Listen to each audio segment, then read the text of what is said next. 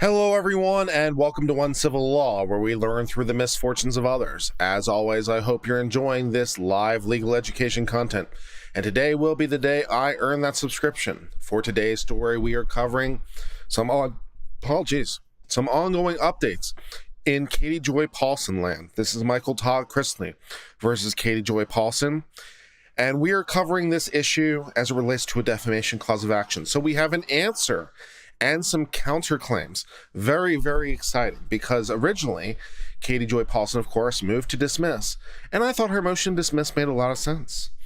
But she wanted to withdraw it at the last moment in order to provide an answer and some counterclaims. So she'd like to sue in response. Okay, so we can try that. All right, so we're going to review this answer and counterclaim and do all those things, and try to assess the strength of both the answer and the strength of the counterclaims, because I have no idea what those would even theoretically be. But maybe we'll find out together. Okay. This is in the state of Minnesota versus Todd Chrisley. Todd Chrisley versus Katie Joy Paulson. And let's go ahead and get started reading whatever this thing is supposed to be. Okay. Except as herein admitted, they specifically deny each and every allegation. We put them to their strictest proof. Defendants for their answer and affirmative defense. Okay, you need to be a lot more specific than that, but okay. I mean, it's just a general. Okay. Nature of action. Okay. Defendants should deny each and every allegation therein, but offer those paragraphs, but as follows. Defendants deny paragraph 1, 2, 3, 4, 5, 6, 7. Well, that's just super encouraging, just denying. Okay, I mean, that is an option. Fine. The parties, we admit to who the parties are. You deny that Paulson without a crystal ball are alter egos and one and the same. I mean, on a technical level, I appreciate that, because one might be the corporate form. Okay. Yeah, so it's a corporate form. Okay, so they're not alter egos for each other. Fair enough, fine. Okay, so we admit to a whole bunch of things. Background. We admit to a whole bunch of stuff. Deny some stuff. Admit some stuff. Let's see what else we got here. Admit that she discussed some claims or statements made publicly by Lindsay Chrisley, but specifically offer that such statements were made after reviewing the public statements of Chrisley. The allegations of falsity are otherwise denied. So, Lindsay Chrisley made many public statements. She relied on those statements. This seems consistent with what we know so far. Defendants admit the claims or statements referenced in paragraph 23 and each and every one of the several subparagraphs were made. So they admit to making the statements. Okay, fair. But specifically offer the statements were made after reviewing the public statements of the subjects. So we're not denying we said it. We're denying, basically, at this point, the idea of reckless disregard. It's basically what we're trying to do. Fine. The plaintiff's interpretation of the statements in each and every one of the subparagraphs are plaintiff's own, for which defendants are not responsible, and those interpretation and characterizations are still otherwise denied as to falsity. Okay, so she also wants to deny the underlying falsity, which, to be fair, some of them may not be false either.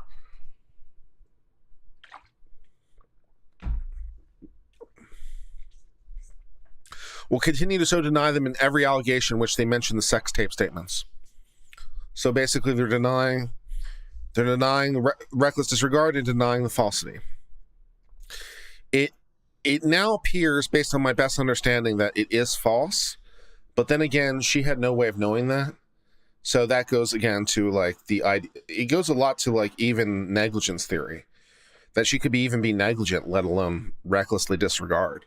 So whether or not there was a sex tape in fact, I mean, seems to maybe be no, but there was plenty of information to believe that from Lindsay Chrisley and other public information. So it may or may not be false, but either way, it doesn't really go to it, because it seems like she has enough to get past negligence, let alone reckless disregard. I mean, Defendants admit that they made statements through social media, but deny them to the extent it includes any plaintiff's own interpretations, characterizations. So she admits to saying the things. Fine. Deny, or without sufficient knowledge or information thereof. I don't know why they keep saying strictest proof thereof. Do they really have to say that every single time in Minnesota?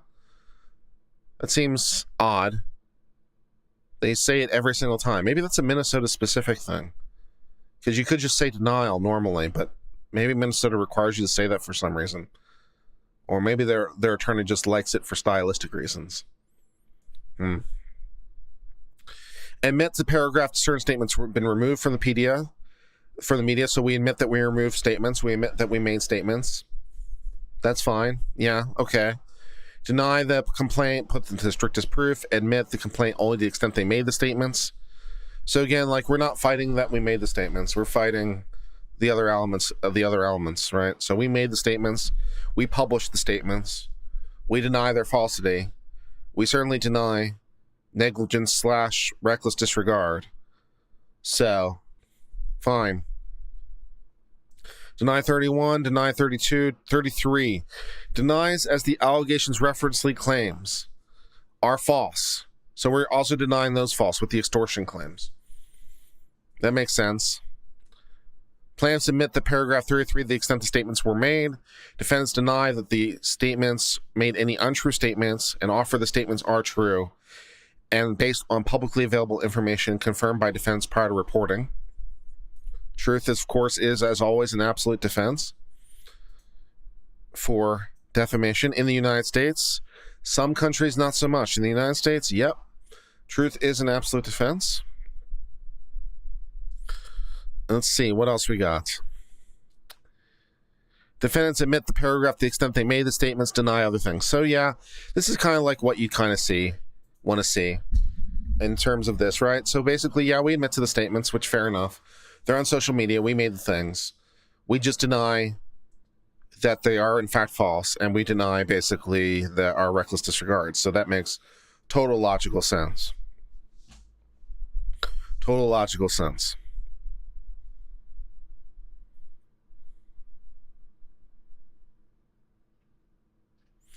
All right, so let's read some more. Count 1, defamation per se. Okay, so now we're going to attack the counts. So now we've attacked the facts, which is what you do in an answer. You deny facts, you admit facts, and now you're going to attack the legal theory. All right, fine. So as defamation per se with regards to these sex tape statements, defendants generally deny each and every allegation. Paragraph 37 does not contain any factual allegations because it's a legal conclusion. Fine. Admit paragraph 38 to the extent they made statements, but deny the interpretation of the statements. Perfectly fine. Like, this is what I said, but what they mean, I'm not going to admit to that. That's reasonable.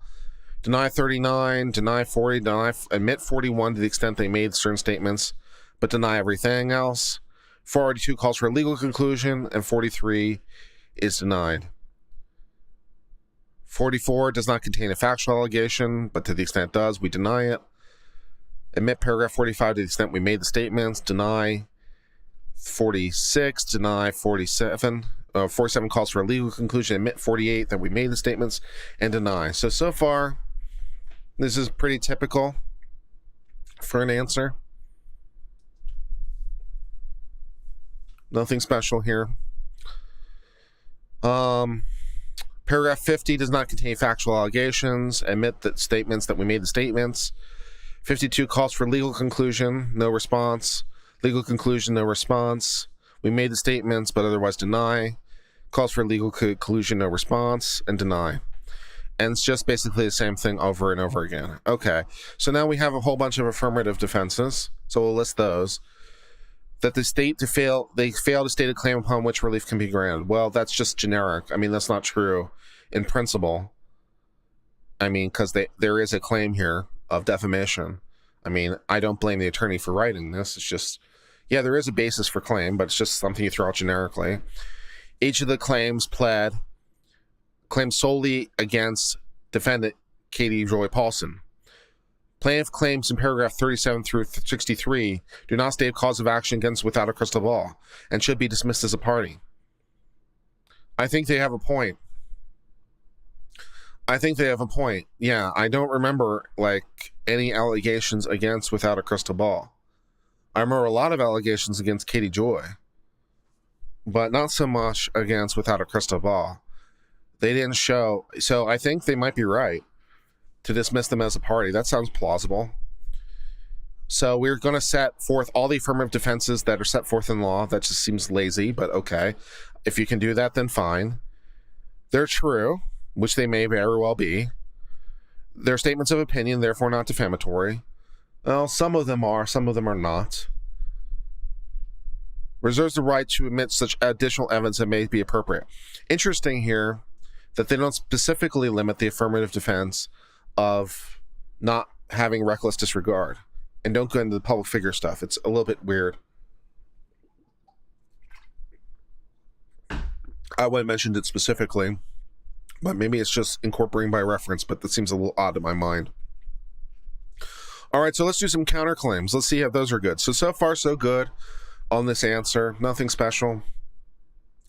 You know, basically, I admit to the statements, I deny their interpretation, and I certainly deny your legal conclusions. Okay, I mean, that seems perfectly listed to me. Oh, by the way, while I'm thinking about it, apparently there was a question on, on Charlotte on the Web. There was a question regarding criminal actions and lesser included. This would go back to the issue of Todd Chrisley's criminal case, which is currently being heard in an Atlanta federal court, and what lesser included are. So some crimes necessarily imply or necessarily require other crimes. So a lesser included is a crime that some other crime requires. So I'll give you an example. Robbery requires theft. Robbery is a crime. Theft is a crime. In order to commit robbery, you must necessarily commit the crime of theft. So theft is a lesser included. It is part of robbery. It is lesser than robbery, and it's included within robbery, right? All robberies are thefts, but of course the other way around isn't true. Not all thefts are robberies, right? So when you're thinking about what a lesser included is, you're just thinking about the crimes that necessarily must have occurred in order for that particular crime to do. And so when you're charging someone with crimes, you typically charge them with the crime and everything that's lesser than that. Because it's like, okay, members of the jury, I'm going to charge them with robbery. But in the event you don't find the elements of robbery, well, I'll charge them with the lesser included of theft. So you can find the theft. So that would be an example, right? So, you know, all murders necessarily include battery, for example, you know, stuff like that. So, you know, all right, pressing on. So let's do the counterclaim.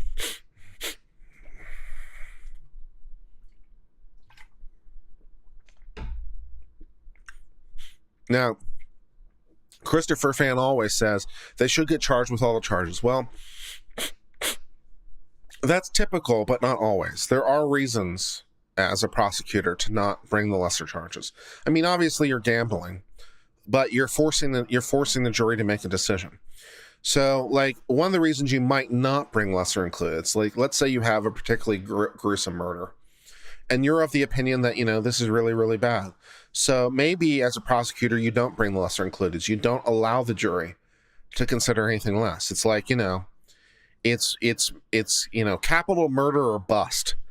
You know, I'm not going to allow you to find second-degree murder. I'm not going to allow you to find third-degree murder. I'm not going to allow you to find manslaughter. I'm not going to allow you to find any of those things. Those are all lesser included, but those are not options for me. You know, it's everything or nothing, right? And so what you're doing as a prosecutor, obviously, is you're preventing a compromise verdict, right? So you're preventing, it's like, well, maybe I don't want to do the capital murder because, you know, I want to do something less. So you're taking that option away. Of course, you're taking the option away. So if for some reason they don't find the top count, well, all they can do is return not guilty. And then all that stuff is gone, right? So it's like, you know, you have to make that decision because all that lesser included stuff is part of the same crime. So you can't go back and recharge that lesser included. Once it's gone, it's gone. So like, yeah, you make that decision. It's like, well, it's all in on the poker table. You're either walking away with everything or walking away with nothing, man. So, but there are reasons to do it to prevent compromise verdicts. But, you know, it's a tactical consideration, obviously. Anywho, let's go back to the civil issue, which does not involve criminal issues for today. So, okay, the Paulson is an individual representative of Minnesota. Chrisley is a member of Tennessee. Georgia Protection Company, blah, blah, blah. Fine. We have jurisdiction over the fact, you know, well, I have jurisdiction over the fact that you're already suing me, so I can sue you back. So that makes that easy enough. Paulson is a successful online personality, fair, and entertainment journalist who runs a YouTube channel called Without a Crystal Ball, which covers a variety of topics including reality television, celebrity gossip, trending news, crime, personal video blogs, and more.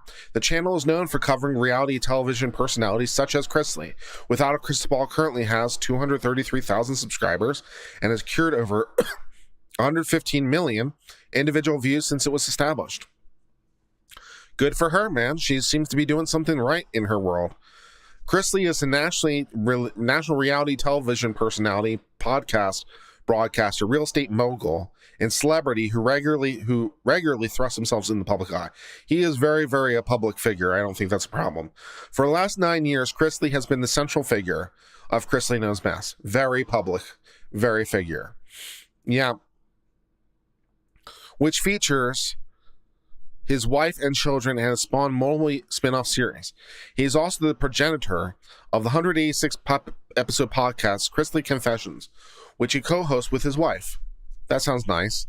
Maybe less with the tax fraud, though, and the banking fraud, and the wire fraud.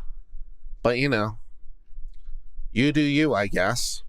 Chrisley Confessions is a product of 7C Productions and distributed to multiple streaming platforms, sure.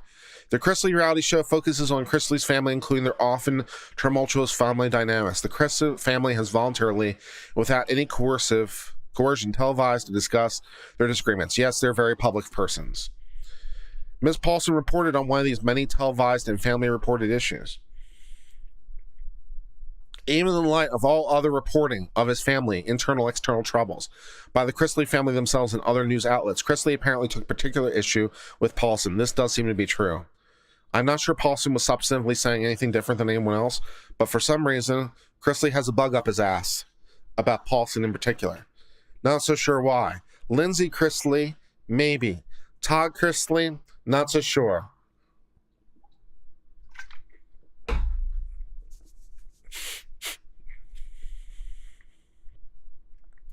In response to Paulson's reporting on the Chrisley family, Chrisley and his wife Julie have continuously made personal attacks against Paulson through their various media outlets to a large number of followers, including sophomoric attacks on her physical appearance and reckless allegations about her fitness as a mother. Well, those might be, opinions. So, you know, I don't think Todd is particularly a looker. I'm not sure he should be commenting about people's physical appearance, but you know. You guys want to trade barbs at each other? Go nuts. On episode 148 of the podcast, Chrisley stated Miss Paulson is intent on destroying families, destroying people. That's because she doesn't have God. She doesn't know God. That last part is an opinion. If we're suing, I swear, if we're suing on the basis that I do have God, I'm going to lose my mind a little bit. Because how do you prove that as a fact? The Chrisley's reckless statements and vitriol regarding and directed at Paulson and her family have resulted in listeners anonymously swatting Paulson's home and calling the police and social services to make false reports. Well, that's bad for those people, but, you know, unless you can show something more in terms of him directing something, or again, false statements of fact, we're going to have a problem. In addition to attacks on Paulson personally, the Chrisleys have chosen to further attack the husband and minor child, making demonstrative attacks against them as well.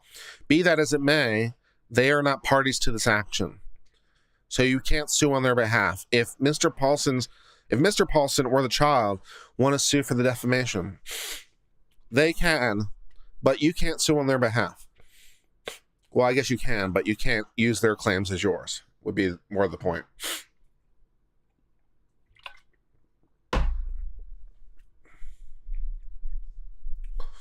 Yeah.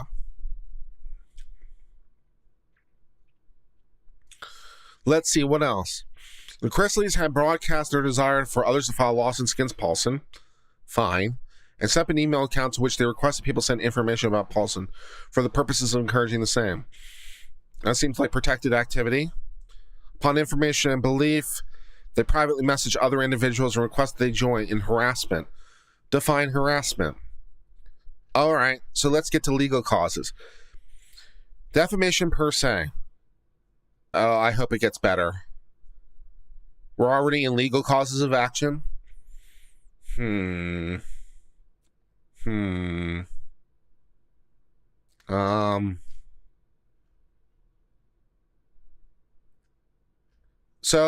far, the only actual statement we have is Miss Paulson is intent on destroying families, destroying people, but it's because she doesn't have God. She doesn't know God. This is the only statement we actually have in this counterclaim. You can't sue. No. You can't sue for that. No. She's intent on doing this is opinion. She doesn't have God is very opinion.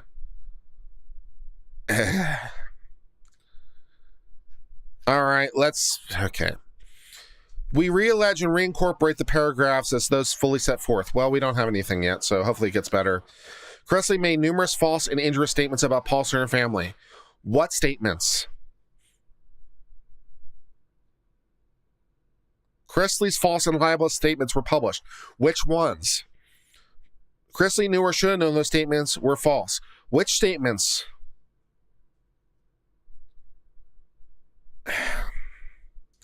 Chrisley made false statements asserting Paulson committed criminal acts and or was engaged in criminal activity. What statements did he make? When did he make them? What are the statements? Would you like to tell me at any point? That would be really helpful. Really helpful. What statements? When? Where? Ugh.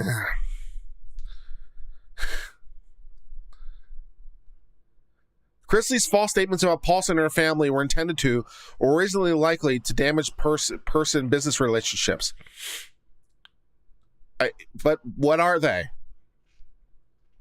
They constitute defamation per se. This sucks.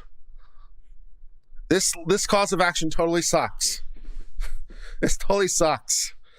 This cause of action totally blows. What statements? When? What are they? What statements of criminality? What are you talking about? Katie Joy, I literally have no clues, Katie Joy. I have none of the clues. I am devoid of clues. Could you please spare me a clue? I would like one very much, because I don't have any. What statements? What did he say? When? On which broadcast? What are they? I don't have anything. How am I supposed to evaluate the nothing? I can't evaluate the nothing. I can't give a legal opinion about the nothing, except to say, yeah, you have nothing. So, motion to dismiss for failure to plead a claim looks pretty good right about now, because I have no idea what they are. It's so generalized, I don't even know what I'm being sued for. What am I supposed to do with this?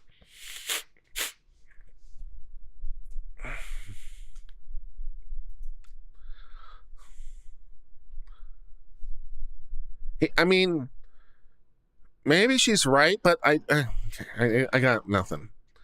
Harassment.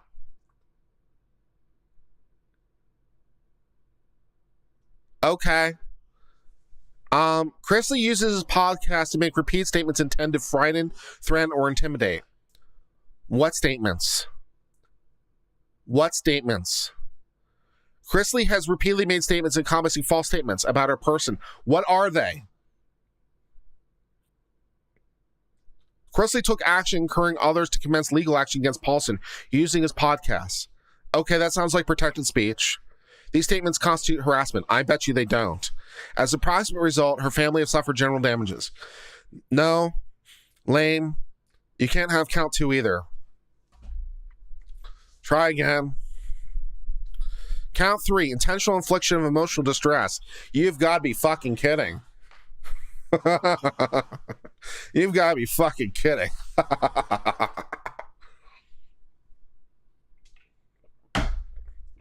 Intentional infliction of emotional distress? Holy shit. I don't think so. We re-allege it. The conduct, as described herein, was extreme, outrageous, and beyond the bounds of decency. Is it, though? What was the conduct? Would you like to describe it with any kind of particularity at all? Anything at all? What did they do or say that goes beyond the bounds of decent society that no reasonable person should be expected to bear? What would those things be?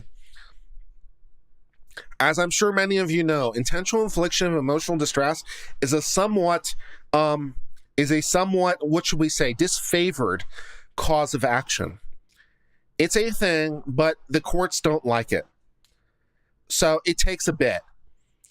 So, if you're going to do the IIAD, you're going to have to come in with a bit of specificity, because the courts aren't so thrilled with the IIAD because it gets to be misused. And so they're a little bit like, just Charlie Brown's teacher over there, and they hate it. So you got to bring your A game. And no.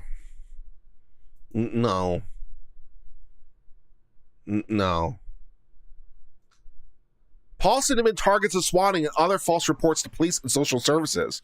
Since Chrisley began posting his false and reckless statements, that is not the basis of IIED. False and reckless are not IIED. No. And encourages leaders and readers to harass and threaten. By saying what? When? What was the encouragement? To whom? Paulson, her husband and minor child, have been threatened by others in the direction of Chrisley. Based on what? What direction? What direction did Chrisley give? Please tell me the direction. What was the direction? Just tell me. What did he say? Just tell me what he said. How hard is this? Encouraging adults to harass and threaten children is objectively outrageous conduct. No, IID requires a little bit more. Intended to cause Paulson and her family severe emotional distress. No. Proximate result. No. We want $50,000 for defamation per se. How about no? Consequential damages. No. Consequential damages. No. Temporary injunctions. No. Award judgment for attorney's fees. No. And how about anything else the court deems needed? How about no? How about no? Do you like no? I've got a lot of no that I can give you. A lot of no. This cause of action remains dumb. The whole thing remains dumb. His cause of action is dumb. Her cause of action is somehow more dumb, which I didn't think was possible. But at least his claims specified the things. So that was nice. It specified the things. The things were dumb, but at least he told me what they were. This is a step dumber. I'm not even being told what the things are that are dumb.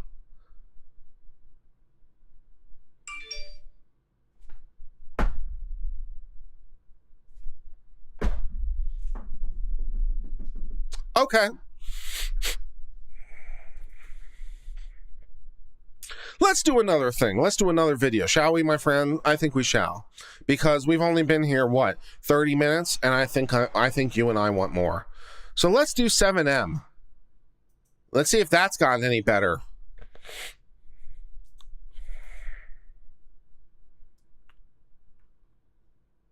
I have to pull this case. Hold on. All right, so when we last left the action of 7M for those of you who have forgotten, because it was a long time ago, Katie Joy Paulson said a whole bunch of things against a company that does talent management for like YouTube and other social media. And she said a whole bunch of things, and they sued her. And I said, geez, this cause of action looks really good. And then I read her answer, and I became sad because it was dumb. And I think there's been more things. And maybe it's gotten better. Maybe it's gotten better since we last left the action. Maybe, you know, she's redeemed herself, and, you know, it's no longer stupid. It could happen. In the 7M lawsuit, Katie Joy Paulson currently is going down in a big flaming pile. It is not good news. Unlike the Todd Chrisley lawsuit, which is completely stupid, the 7M lawsuit has actual teeth and could actually be a thing. What's going on here? There's a memorandum. There's a couple memorandum. What the hell's going on here? All right, so let's see. We got amended notice of motions memorandum. Okay, I think we did that, which was Katie Joy Paulson's response, wasn't it? Let's take a look.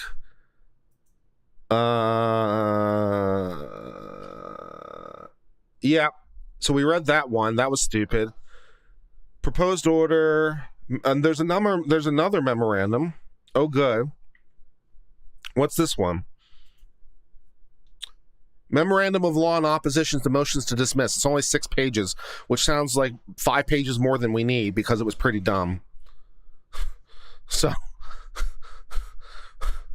let's read this thing.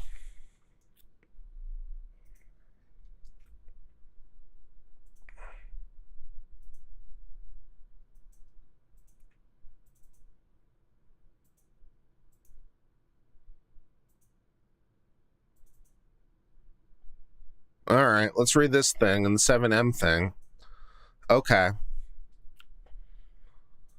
Did she write these herself? No, an attorney wrote that. It was just stupid. It was just stupid. All right, so let's read this memorandum in opposition to the defendant's motion to dismiss. Okay, yeah, okay. Legal standard. Dismissal is proper when the plaintiff's complaint fails to state a claim for which relief can be granted. In determining motion to dismiss, the court determines whether the complaint sends forth a legally sufficient claim. The court reviews the complaint as a whole to determine whether, as a matter of law, a claim has been standed. A claim is sufficient against a motion dismissed for failure to state a claim if it's possible on any evidence which might be produced consistent with theory for relief to be determined. Yeah, we're there. We're very there. All inferences must be drawn in favor of the plaintiff. Yes. So the argument, well, first of all, they only addressed 2 of the 9 claims, so there was that. So that's a problem. However, in the memorandum of law in support of motion dismissed, defendants have attempted to dismiss the claims for count 1, defamation, and count 3, tortious interference. Plaintiffs have set forth 12 pages of factual allegations in their complaint which support these claims. An example of these factual allegations are plaintiff committed various crimes including human trafficking, kidnapping, waterboarding, and the plaintiffs are leaders and members of a cult. The relief recognized by plaintiffs is consistent with the legal theories pled as to the factual background. The plaintiffs have properly pled numerous claims for which the court may grant relief. Yeah. So, yeah.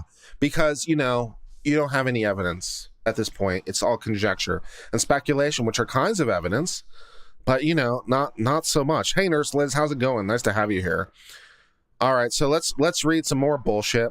All right, so plaintiffs have set forth a claim for common law defamation in count 1. Minnesota is a notice pleading state, right? So you don't have to give much. You just have to give the bare minimums, which, once again, Katie Joy Paulson failed to do with horrific results in the thing we just saw. I mean, nothing of any kind. You just said statement somewhere, sometime. That is not notice pleading. I literally have no idea what I'm being sued over. So no. Does not require absolute specificity in pleading, but rather requires only sufficient information to fairly notify the party. Yeah, that's a total fail by Katie Joy.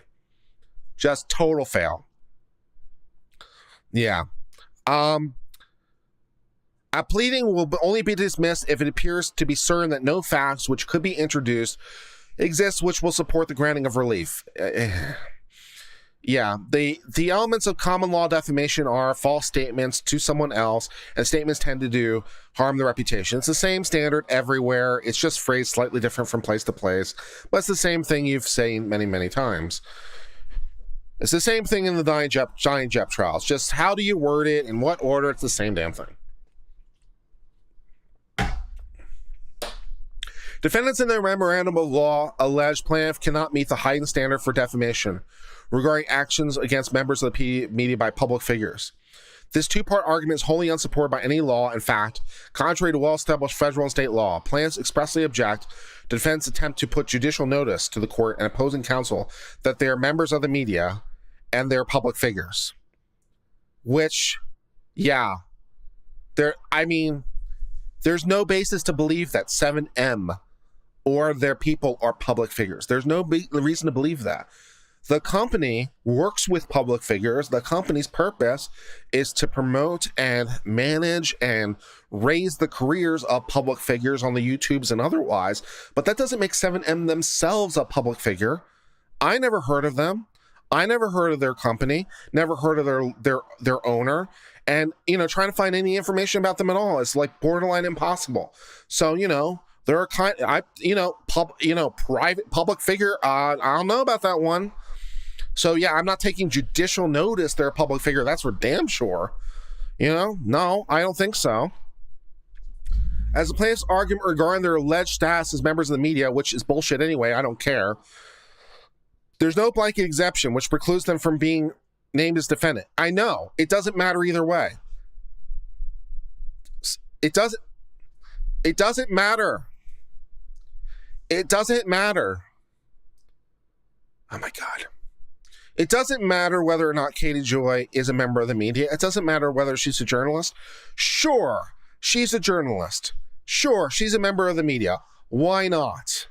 What do I care either way? Members of the media can be sued for defamation. Happens all the time.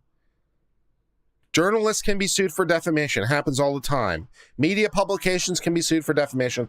Happens all the time. So sure, whatever. Yeah, you got the Uncivil Law seal of approval, Katie. You got my seal of approval. You are absolutely a journalist and a member of the media. What do you want me to do with this? What do you want me to do with these facts? There are instances where qualified privilege may be taken into account as an affirmative defense, but motion to dismiss is not a proper avenue, and even if it was poorly set out. Although plaintiffs assert defendants are not members of the media, defendants have the opportunity to present affirmative defenses, which, no. Second, plaintiffs are not public figures. Limited purpose public figures are public officials. Yeah. Subjecting them to additional elements of actual malice. Such a determination is an issue of law for this court to consider after proper briefing. We are nowhere close to being able to determine they are public figures. Without conceding the issue that they're public figures, plaintiff did plead actual malice. They did. So they say that they showed actual malice, but they're not saying that that's the standard. They just say that they have it, which are two totally different things. You can have more than you need. Like, it would be a little bit like in a civil case saying, I only need preponderance of the evidence, but you know what? I have proof beyond a reasonable doubt. Hey, guy I'm suing, I have proof beyond a reasonable doubt. Super duper. That's more than preponderance. So great. It isn't conceding that I need that much. It's just saying I do have that much. So, sure, why not? That's fine. If the plaintiffs are all considered public figures, which is nowhere close to being established at this point, the amended complaint properly pleads actual malice. Yeah, we're nowhere close to being able to make that determination, no. Sets forth claims that the defendants and consider legally, yep, you're right. Tortious interference. Okay, here's some other stuff that we can yell at. Here's some other stuff we can yell at. Plaintiffs have properly set forth a claim for tortious interference of contractual relationship. The causes of action are existence of a contract, alleged knowledge of the contract, intentionality or procurement of breach without justification, and damages. Yeah, basically, I have to know what contract exists and trying to induce breach, basically, are the shorthand version of that. Plaintiffs have also pled facts which support each element of the claim for wrongful interference in contract. As plaintiffs have pled sufficient facts and allegations to support a claim for tort of interference, yeah. Defendants allege in their 2-sentence statement against it. Oh, yeah, I forgot about that.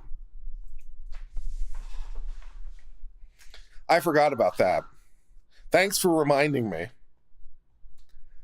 I forgot about that. I forgot about when we reviewed that on stream with Charlotte and others. And we got to the tortious interference, and it was literally one paragraph. I forgot about that. I forgot about how stupid the tortious interference defense was.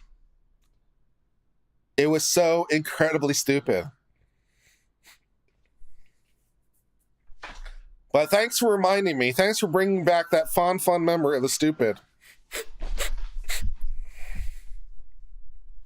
Wow.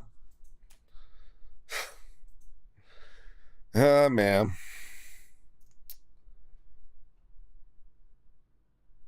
As stated above, Minnesota's notice pleading, we're there.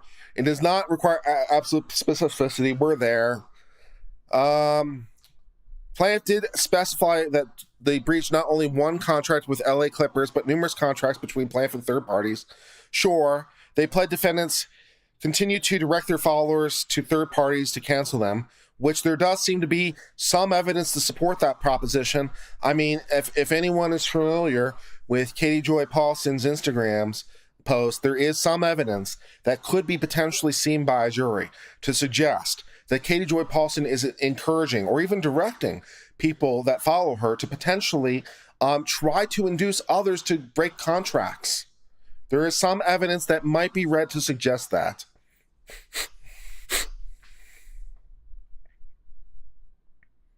It's possible.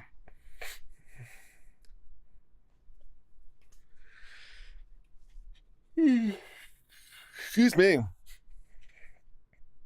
Additionally, defendants plead that defendants continue to direct their follow. Yeah, we read that. Defendants also claim that's unlikely the contract is breached as there is. Oh, this was a nice little piece of bullshit. Yeah, this is where we just speculate things into existence. This was nice. Okay. All right. Defendants also claim it's unlikely that the contract is breached, as these are common escape provisions. As are common escape provisions in commercial counterclaim entertainment contracts. Defendants cite no case law to support this conclusory allegation. It was quite conclusory, and further attempt to bolster the argument by claiming, since defendants do not currently have a copy of the contract, plaintiffs cannot support their claim. That is so kind of stupid, I don't even know where to start. There is no law which states a lawsuit must be dismissed when plaintiff does not provide full discovery. We'll get there. None of the defendant's statements regarding the tortious interference, yeah, blah, blah, blah, blah, blah. It's stupid. Yeah, submitted on behalf of 7M, Andrew Sterling, who has a much, much, much better case than Katie Joy Paulson. You know, much better case in so many different ways.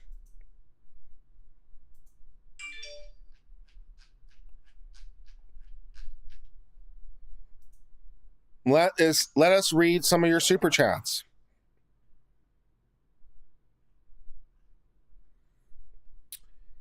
Isaac Barach's wholesome Garbagool arc gave $5 to say 95K. So close. Keep doing your coverage of law, Kurt. Always learn something from you. Thank you very much. Tammy Little became a new member. Aussie Trisha says, so happy to see you growing. Congratulations on Civil. Thank you very much. Phoebes, don't we all have a bug up our ass about Katie and how she does things? Well, some of you do. John Murray said, greetings from Australia. Hello. Love your work helping us understand the nonsense happening your side of the pond. You remind me of my uncle who's never angry, just disappointed. Keep up the good work, bud. Well, thank you very much. And let me see if there were other questions along the way.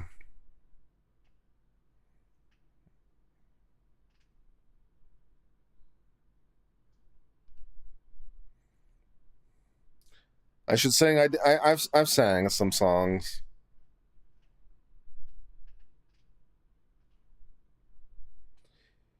If KJ had a brain, she would stop all of her BS. I think she has a brain. I mean, for the most part, she's done fairly well up to this point. So, you know, she may have just taken a step too far against someone who might actually, you know, try to hold it against her. Read the last memorandum. Oh, there is one more memorandum. That's right. I forgot. Thanks, Stephanie. I got lost. Stephanie's here to keep me on track. Stephanie knows what's up. All right, so there is one more memorandum. It's 4 pages long. What is this thing? Reply motion. Ooh, Katie Joy has some thoughts. Okay. Well, Katie Joy's thoughts go on for 4 pages. I am sure these will be just truly the most persuasive 4 pages I've ever seen in my life. This is going to be the pages that are just going to really just show us the way. And, you know,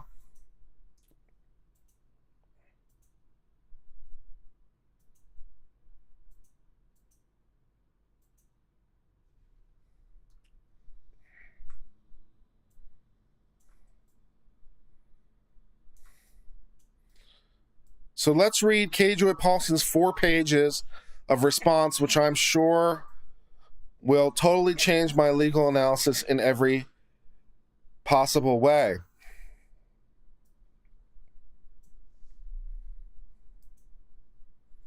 Great.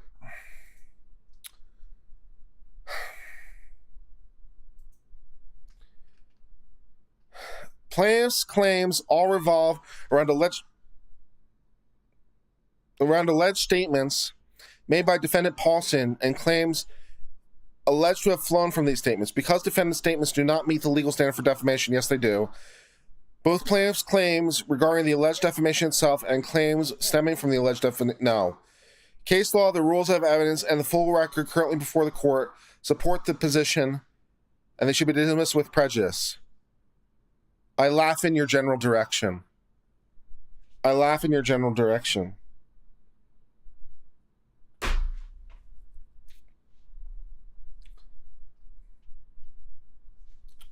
Defendant's alleged statements do not meet the requirements of being false and made with actual malice. I don't think they need to prove actual malice. I don't think they're public figures. You've come nowhere close to proving they're public figures. The fact plaintiffs are public figures is indisputable. Is it now? Really? Really? The fact that plaintiffs are public figures is indisputable fact, which the court can take appropriately by judicial notice. Are they now?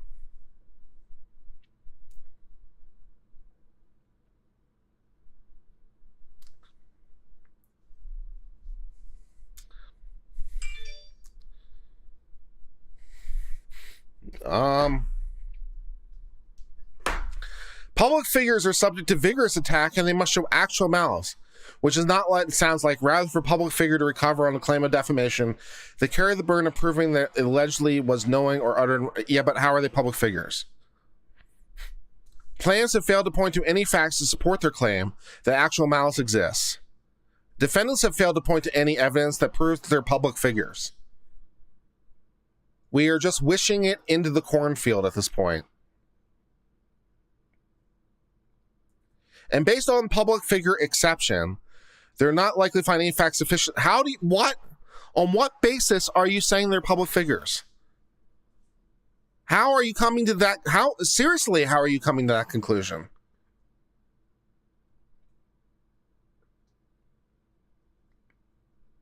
Plaintiffs have made no argument. Defendants made the actual statements with reckless disregard. This position is fuller bolstered by the fact defendants are not alone in this line of reporting. Okay. I mean, I don't know. Stemming from the actual defamation, all cite the alleged defamation's basis. While most of the claims stem directly from alleged defamation, plaintiffs' claims of intentional infliction isn't even based on defendant's behavior, but rather on the behavior of others.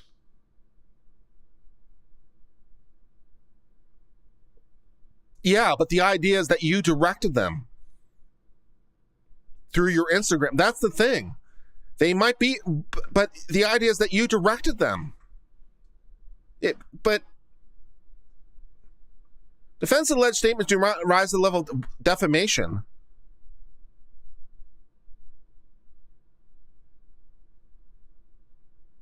What? Why are we talking about IIED and defamation in the same breath? Furthermore, regarding the claims of IIED specifically, with the multitude of news stories regarding plaintiffs cannot make a showing. Defendant statements were extreme, outrageous, or the cause of any distress. They might be able to.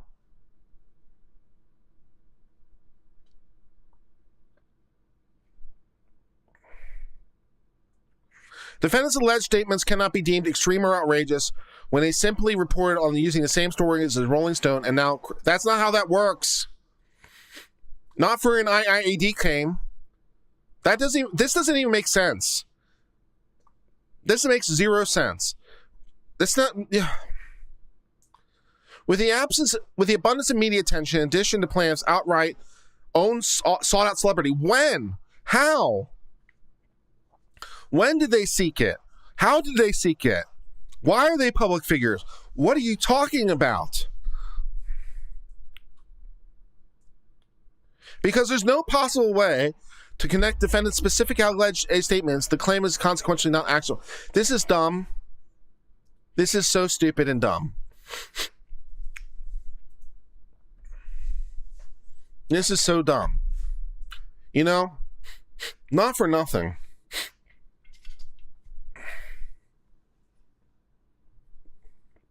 Not for nothing. But I wonder if 7M has ever sued or ever been sued by any of these other media organizations. And I wonder if in those cases there might be filings that might help Katie Joy Paulson. You know, one of the things that attorneys do is we just plagiarize from each other. We love the plagiarism. Plagiarism isn't so much a sin in our profession as a collective pastime. It's like one of our favorite things. So one of the things I wonder as an attorney, or as a hypothetical attorney for Katie Joy, one of the things I'd be wondering is like, I wonder if 7M has ever been in lawsuits ever before on like these issues with other media outlets. I wonder if any of those lawsuits have filings from the people in those lawsuits that, you know, are competent, and I can just blatantly steal, just copy paste. Ooh, that's really good stuff. Yoink, that's mine now. In my action, right? Just blatantly steal it. Put it right in my document. Hey, it worked the first time. Right? Why re-engineer the wheel? This attorney won.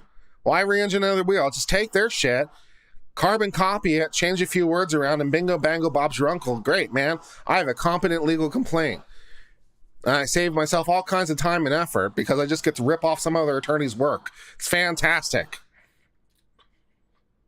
So we didn't apparently go that route. Maybe they don't believe in the plagiarism. I don't know. You know. So, nothing from media edit. Okay, so maybe no such lawsuit exists. But I was thinking maybe it did. For the 777 of you who are currently here, please remember to subscribe if you're not already. I do appreciate your subscriptions. Let me read some more super chats.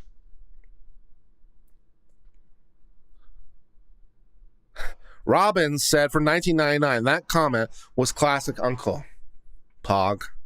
Charlotte on the web, $9.99. Thanks for entertaining me. No problem. Bunny. Charlotte stole my super chat comment. Suffragram said, please consider signing a change.org petition to remove Amber Heard as ACLU ambassador of women's rights. You know, I'm not sure I want her removed as an ambassador of the ACLU for women's rights. Is there a counter petition? I'll sign the counter petition. I would like Amber Heard to stay on as ambassador of women's rights on behalf of ACLU very much. I'll sign that petition. Amber Heard should not be canceled as ambassador for the ACLU for women's rights, man. That is just wrong. She should absolutely continue doing that role forever and continue being the ambassador for the ACLU. Give me the counter petition. I'll sign that one, man.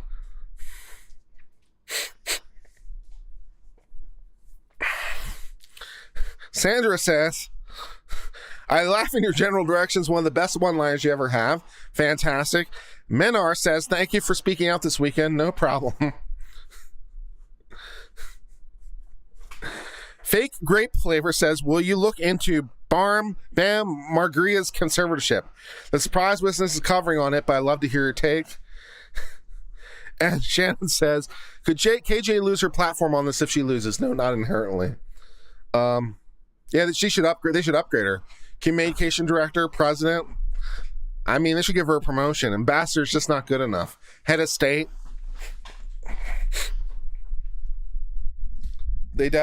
She definitely doesn't need to be canceled. She needs to be given a promotion, man. Sue says, for 10 euros, I'm perplexed by KJ. With students, we follow the Duggar case in the context of fundamentalist phenomena in the United States. Bewildered by her personages. Appreciate your pragmatic, iconic style. No problem, right?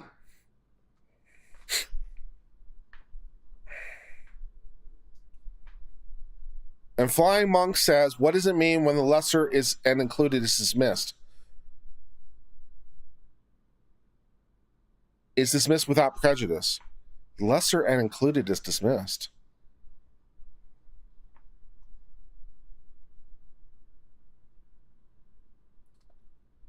You're saying the lesser included was dismissed without the overlying count being dismissed? That doesn't really make sense. Unless it was dismissed by the prosecution because they wanted to, force the jury's hand. I do live in Austin, yes.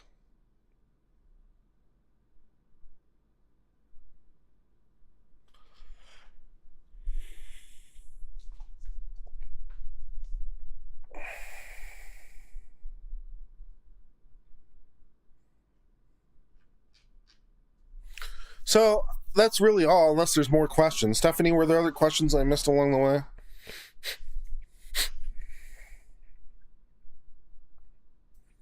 Or other questions or stuff? I do appreciate everyone who's helping the channel grow. I appreciate the 95,000 of you who are subscribed. Duggar case, the court dismissed the lesser and included count and was sentenced to the main count. Oh, okay, yeah, that makes sense. After the fact? Oh, that makes total sense. Yeah, because once you're convicted of the top count, you can't be convicted of both. Yeah, you can't be convicted of both because for legal purposes, they're the same crime. So yeah, it makes total sense as part of sentencing. You can't, for legal purposes, they're the same crime. So once you're convicted on the top count, you can't also be convicted of the lesser includeds because that's double jeopardy. So all the lesser includeds gets dismissed as an operation of law. Yeah, that makes total logical sense. Yeah, that makes total sense. Can Todd still sue in federal prison? Sure. Well, my thoughts on the school shooting in Texas, I've talked about it a little bit. I tend to look at it from legal principles because it makes things easier. It also goes to my level of expertise. Do civil rights violations by the government have statutes of limitations? I think so, yes. Why dismissed without prejudice? Because in the unlikely event that the top count is overturned for some reason, the government could still bring the lessers. Right? It wouldn't be double jeopardy because being convicted on the top count implicitly includes being convicted on all the lesser counts by necessity, right? So being convicted on top count is being convicted on all the lesser counts. So you dismiss them all without prejudice because in the unlikely event that for some reason on appeal the top count is dismissed and you can't bring it back, you can bring the lesser counts without offending double jeopardy because they were dismissed without prejudice. Because you were already convicted once. So, we can do it again. That's why. Do I think they'll try Amber Heard for perjury in the UK? I think the UK is your best bet.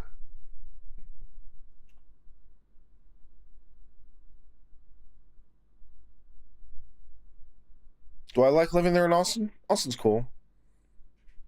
Would I investigate my client before trial to assess any liability or vulnerability? I would assess their bank account. Do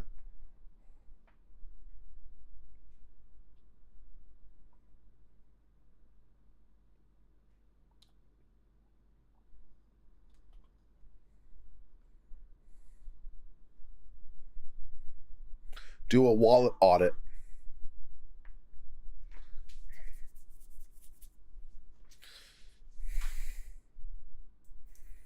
Answer any other questions?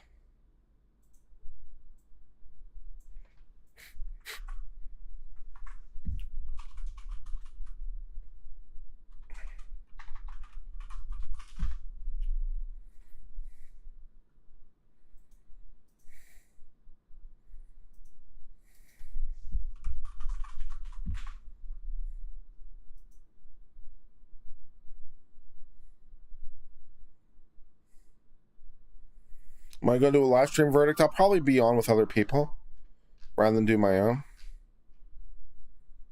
95,299 subscribers. That's cool. I'm going to go back to the other counter because I liked it more. It was just not working earlier today for some reason.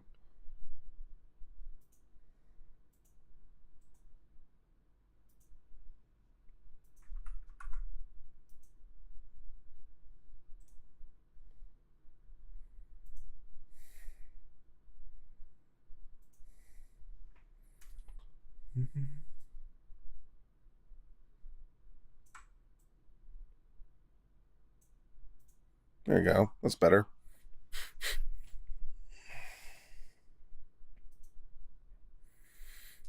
I think the live counter is kind of an interesting idea because, like, Emily D. Baker and Legal Bites have that little thing in their background, right? They have the little device.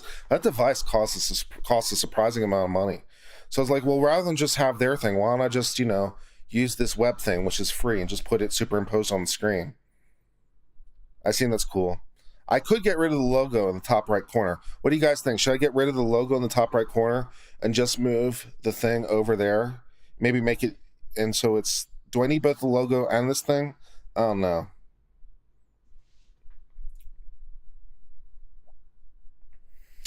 Oh yes, Stephanie has me remind you that we're going to be gavel to gavel for the Daybell case.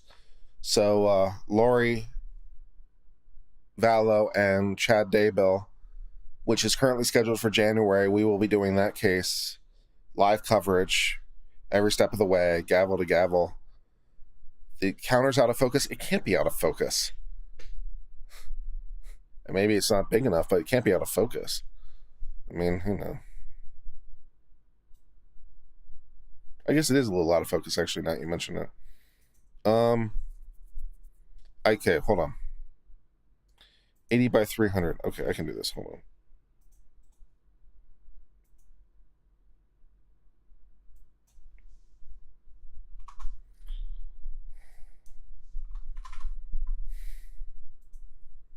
Whoa. That's definitely not what I wanted to do at all.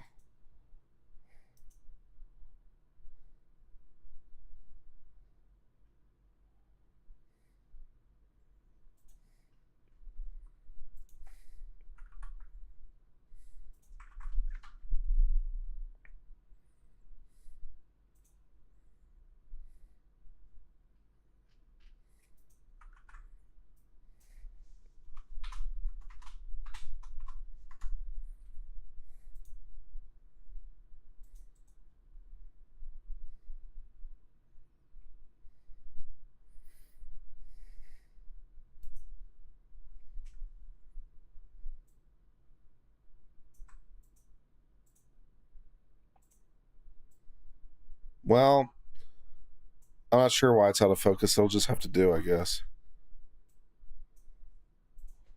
All right, let's see. Christopher Halis gave $50. Thank you for the generous super chat. Thanks for breakdowns, commentary, and comedic snark. You are very welcome. Yeah, thank you very much for that.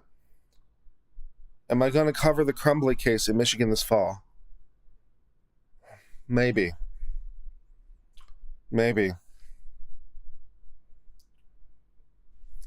Okay, Stephanie asked me to cover how the things you talked about in the Chrisley Federal doesn't help the Chrisley defamation. Well, I mean, there are two separate causes of action, but, the Chrisley Federal case there's lots of testimony that backs a lot of the things that Katie Joy was talking about, so,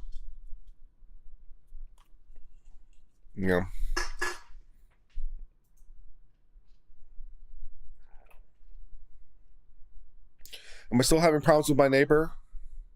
It's way, way too small. I don't want it to be too obnoxious. Let me take a look at it on my phone and see how it looks.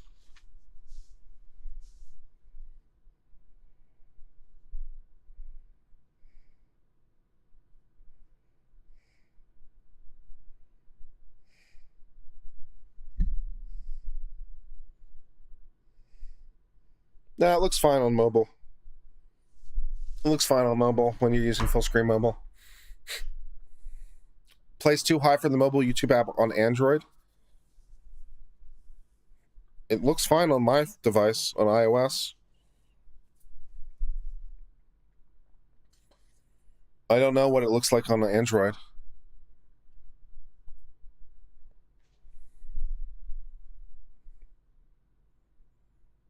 What's my favorite band? My favorite artist is probably Forest Day.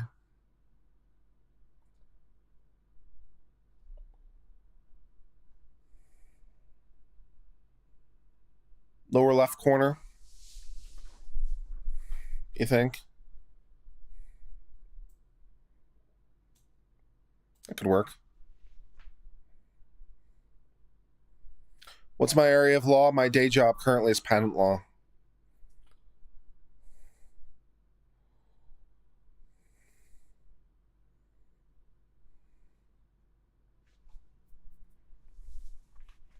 Kind of does look nice in the corner, actually, now that it's there.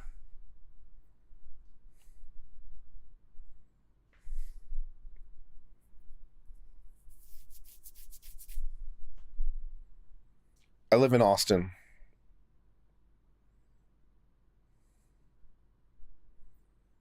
Do I think there will be a verdict tomorrow? Yes. One of my favorite type of cases to analyze, anything federal appeals usually. What's worst kind of law to practice? For me, family law. Couldn't do it.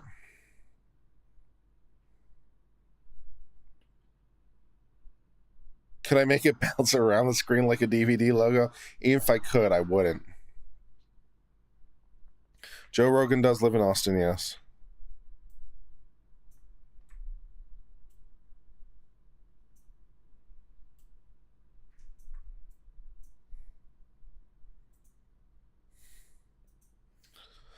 Am I doing YouTube full time as of July 2nd? It will be my first official day.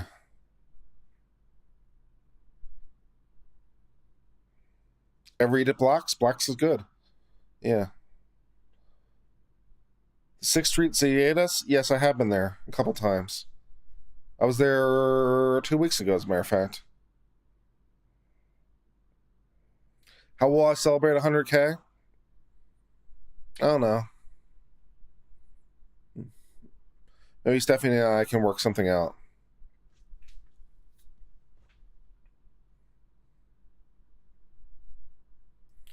Interesting trials. Well, I mean, the Crumbly case is interesting.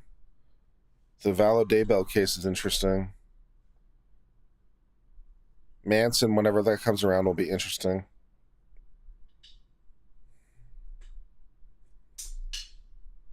Any comment about Memorial Day? I think that, the United States is a great country.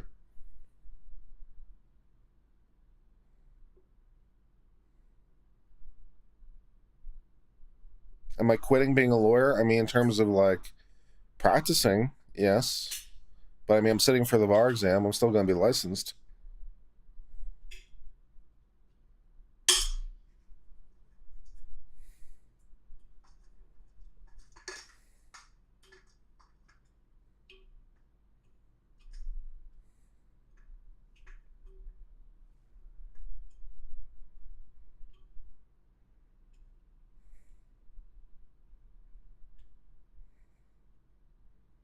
A surgeon does in surgery forever. Yeah, that, I just need a change. I need a change. I'm gonna quit my job. I'm gonna take the Texas bar, and I'm gonna be full-time YouTube for at least 6 months, I think, and probably a year, and then I'll reassess. And if I want to go back to the practice of law, I'll change fields or something. I might do some consulting work in patent law. It'd be like very advisory kind of stuff, but I might do some consulting work, like with cases probably already ongoing, like trying to tweak claims and stuff.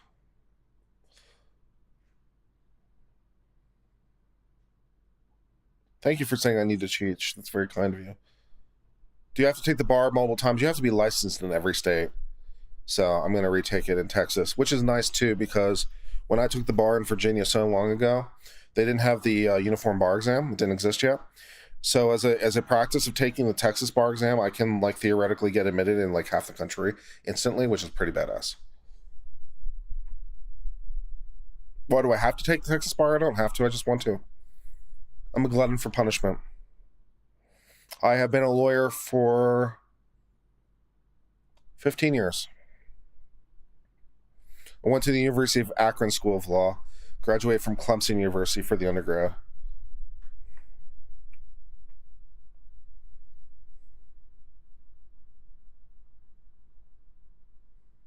How hard is the bar exam? I didn't find it particularly hard.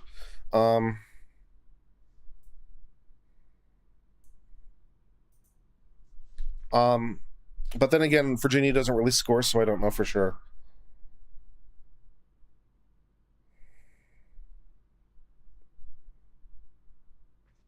I've kind of been enjoying studying for the bar because it like reminds you of all kinds of stuff you kind of forgot. It's like there is a common saying, you'll never know as much as a lawyer as the day you take the bar exam.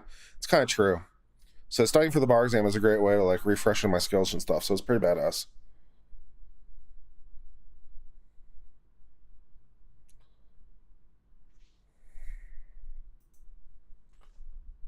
Susan said, congrats on taking the self-employment plunge. It's scary, but so worth it. Made my CPA practice official 5 years ago and haven't looked back. And Dean said, if AH is required to come back to Australia for perjury charges, will the YouTube group follow those proceedings? If I can. If they're televised, yes. And what would your opinion be on the outcome and any knock-on effects? I have no opinion. I don't know Australian well enough to have a comment. So I couldn't say.